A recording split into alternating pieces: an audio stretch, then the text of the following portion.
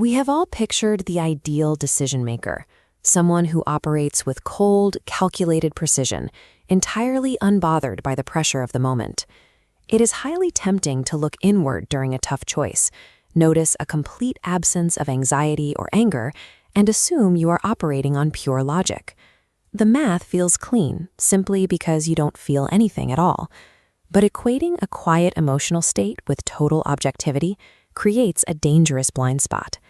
You begin to trust your conclusions implicitly, without ever verifying the internal process that got you there. The reality of human neurobiology tells a completely different story. A biological state of pure, emotionless computation simply does not exist in our hardware. If you step back from a complex problem and feel perfectly objective, your mind is playing a trick on you. Invisible forces are actively steering the ship, while you only think you hold the wheel. This animated schematic isolates the human brain's emotional center. Notice those steady, pulsing lines radiating outward. This circuitry is a continuously running system that fires day and night, regardless of whether you are actively paying attention to it. Functional MRI studies prove these centers never actually clock out. Look at this side-by-side comparison. The brain on the left is painting a picture. The one on the right is solving a math equation. Both display the exact same pulsing activity in their emotional hubs. There is a profound difference between the inactivity of an emotion and a blindness to it. Just because you don't feel a distinct spike of fear or joy doesn't mean those feelings are dormant. Often they are highly active but completely suppressed. And when an emotion goes unacknowledged, it operates from the shadows, quietly filtering the information you take in and skewing your perception of reality. Imagine deciding not to apply for a promotion.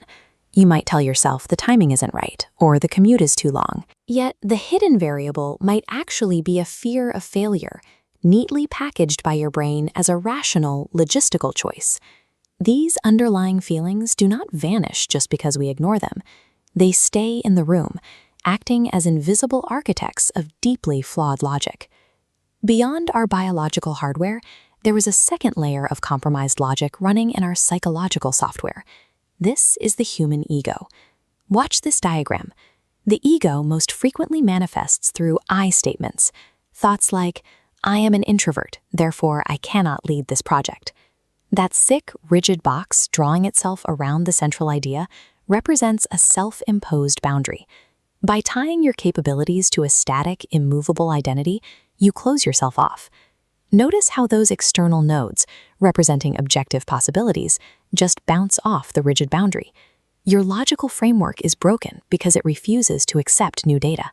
The ego also relies heavily on compulsive comparison. We look at someone else's success and argue, they can do that, but I can't, because my situation is completely different. This comparative thinking bypasses factual analysis. It ignores the complex variables of individual circumstances and builds a defensive narrative, an excuse for inaction dressed up as an objective observation. The ego's primary job is self-protection.